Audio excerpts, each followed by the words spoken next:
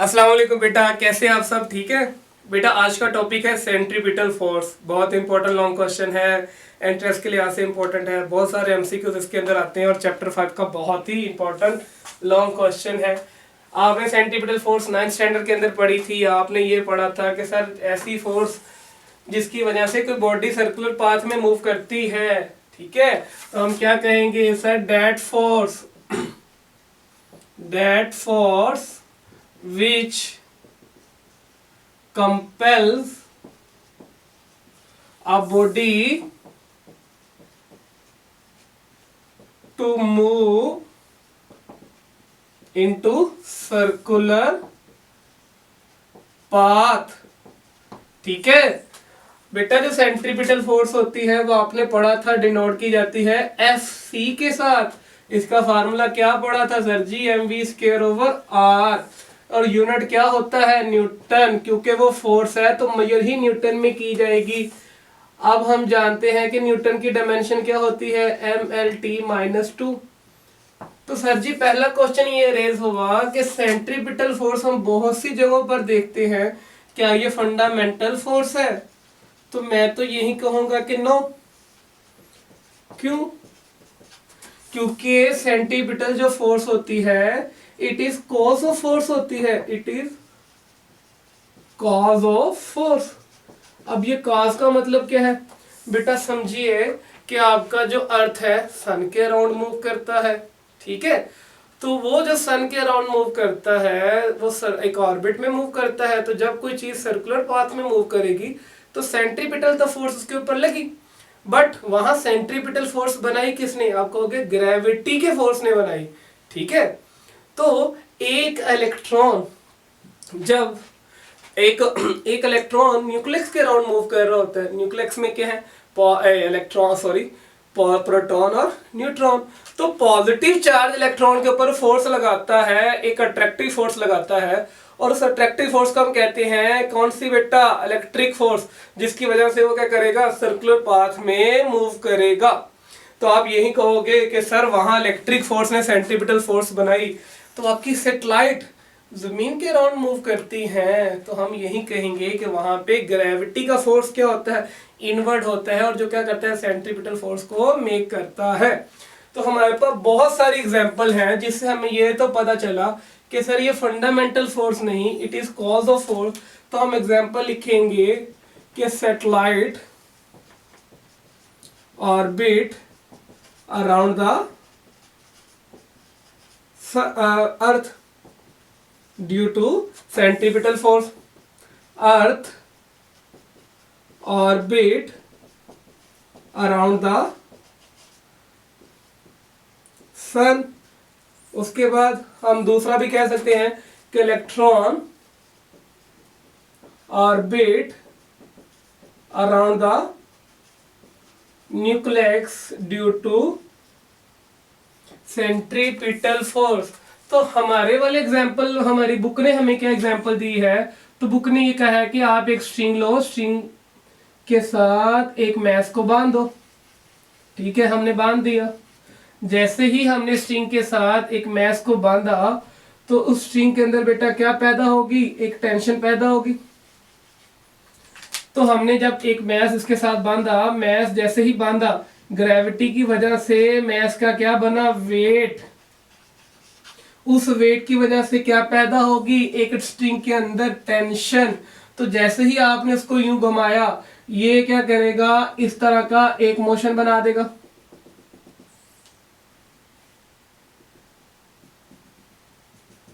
ठीक, तो हमने देखा कि उसने इस तरह का मोशन बनाया। तो इनिशियली हमने उसको कैसा पुश दिया था? इस तरह का पुश दिया, ठीक, हमने तो उसको यूं इस तरह का पुश दिया, इधर ऐसे। तो पहला डायरेक्शन किधर था? यहां।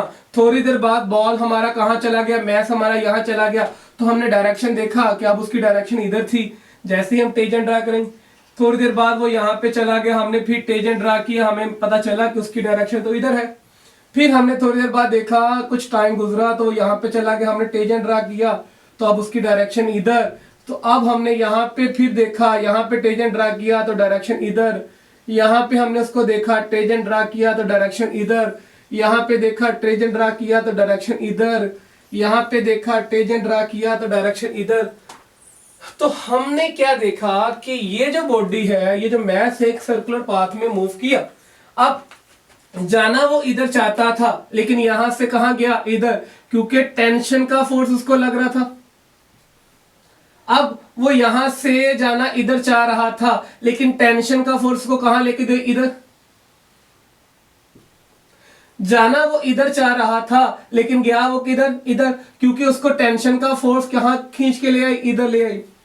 तो हम देख रहे हैं कि हर पॉइंट के ऊपर टेंशन क्या कर रही है, उसको एक सर्कुलर पाथ में घुमाकर रख रही है। तो बेटा यहाँ पे किसने सेंट्रीपिटल फोर्स बनाई, आप कहोगे सर टेंशन। ऐसा बंदा है जिसने क्या बना दी, सेंट्रीपिटल फोर्स। तो हम कह सकते हैं कि tension is equal to centripetal force. जितनी टेंशन होगी उतनी ही सेंट्रीपिटल यहाँ पे फोर्स होगी। तो अब मुझे बताइए, अगर टेंशन अंदर की तरफ है तो सेंट्रीपिटल फोर्स भी क्या होती है, अंदर की तरफ होती है।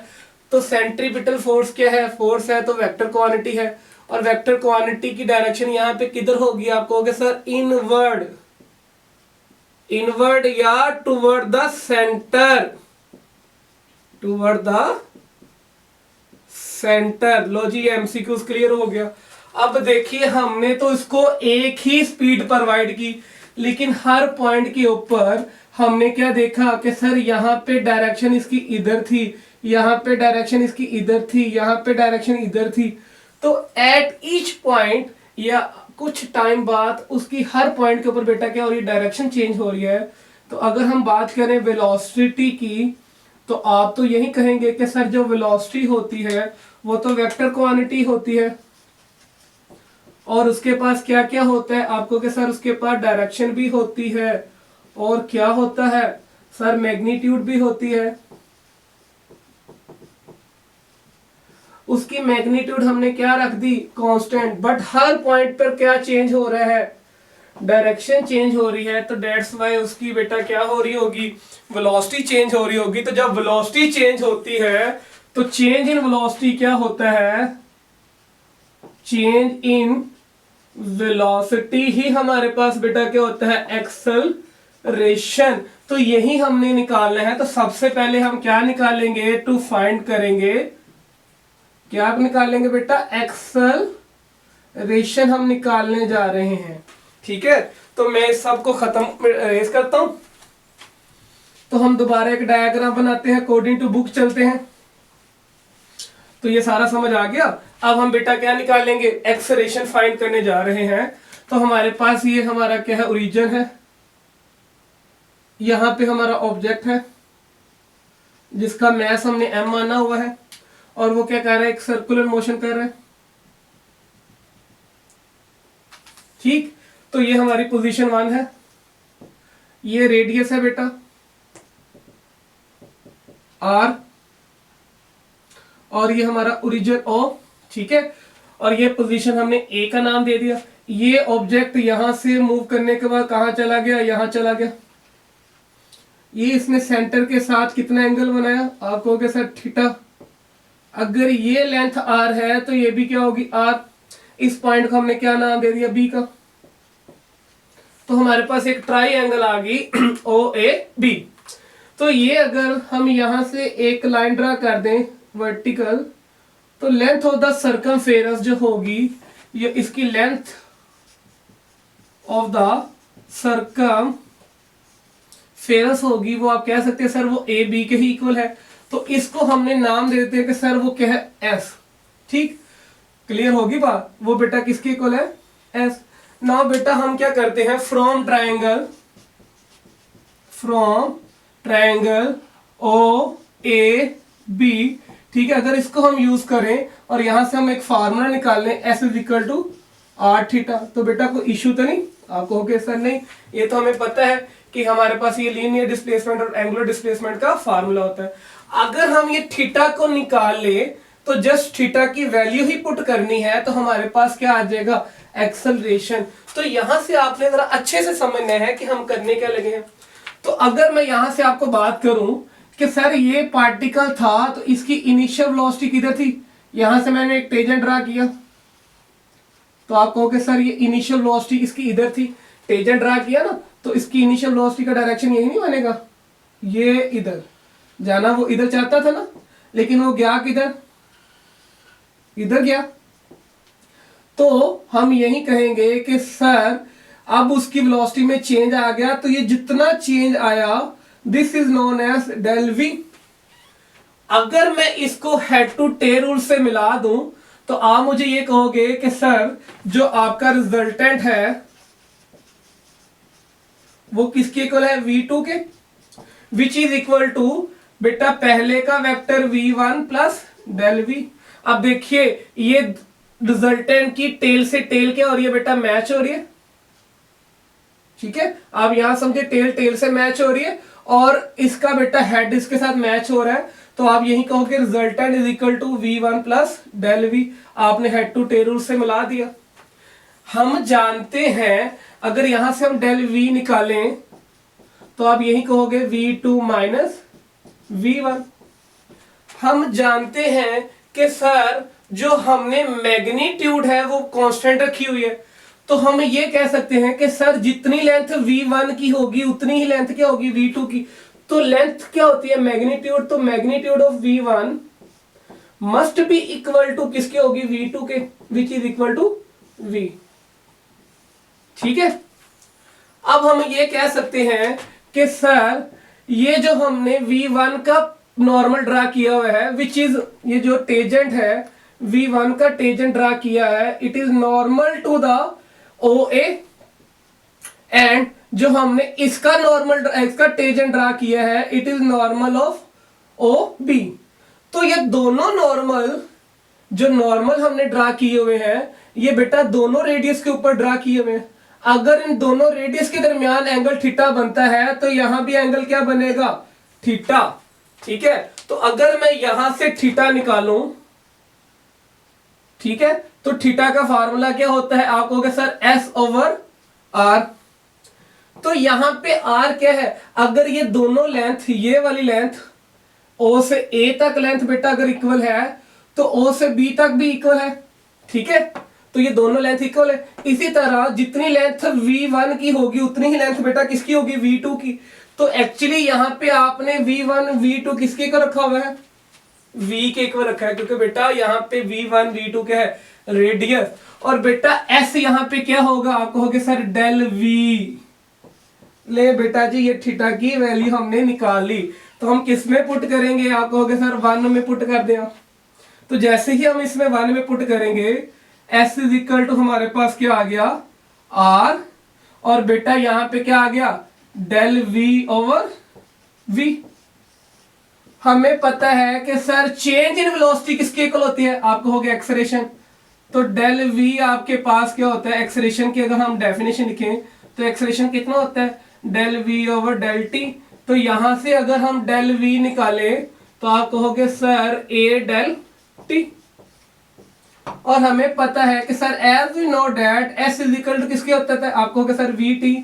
तो यहां से अगर हम T निकालें तो आप क्या कहोगे, सर जो आपके पास T आएगा वो S/V आएगा। अगर हम मैं T की वैल्यू यहां पुट कर दूं तो मेरे पास जो डेल V आएगा वो कितना आएगा, आप फौरन कह दोगे कि सर A वैसे रहा, डेल T की वैल्यू क्या आ गई, S/V।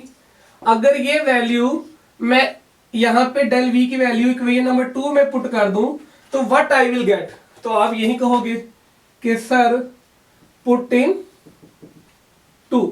जैसे ही मैं पुट करूंगा 2 के अंदर मेरे पास S वैसे रहेगा, R वैसे रहेगा, नीचे V वैसे रहेगा, और डेल V की जगह क्या आ गया, आप कहोगे sir A S divide by V।